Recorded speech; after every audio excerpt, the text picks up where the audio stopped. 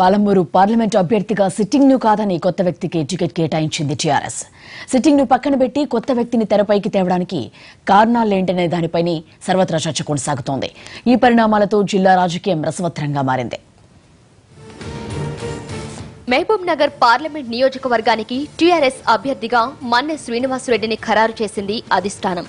చివరి నిమిషం వరకు గులాబీ బాస్ తనకే అవకాశం ఇస్తారని గట్టి నమ్మకంతో ఉన్న సిట్టింగ్ ఎంపీ జితేందర్ రెడ్డికి నిరాశ ఎదురైంది.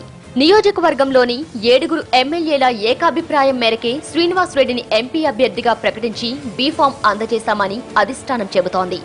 ఇటు అధినేత నిర్ణయానికి కట్టుబడి ఉంటానని, పార్టీ మారే ప్రసక్తే లేదని కేసీఆర్ పై పూర్తి విశ్వాసంతో ఉన్నారు జితేందర్ రెడ్డి.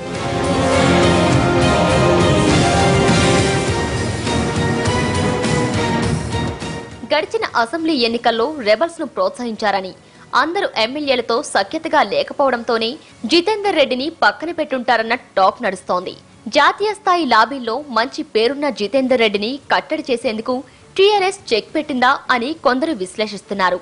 జితేందర్ రెడ్డి మాత్రం కేసీఆర్ నిర్ణయమే శిరోధార్యం అంటూనే టికెట్ రాకపోవడానికి తన దగ్గర సమాధానం లేదంటున్నారు. ఎంతో ప్రేమగా, ఎంతో మంచిగా కేసీఆర్ గారు నన్ను ఒక తమ్మునిగా మంచి చూడడము, అని ఒక ఫ్యామిలీ మెంబర్గా చూడడం, ఒక ఉన్నత పదవిలు ఇప్పియడం, ఎన్నో విధాలుగా వారు నన్ను పైకి తీసుకొచ్చిన ఇవన్నిటిని కూడా చూస్తున్న తర్వాత ఈ ఎలక్షన్స్లో నా పేరు తీసేసి ఇంకొక వారికి ఏదైతే ఛాన్స్ ఇచ్చారో అది చూస్తుంటే ఎందుకు అది చేశారు, ఏమి చేశారు, ఏ విధంగా చేశారు అనే దానికి జవాబు మాత్రం నా దగ్గర లేదు.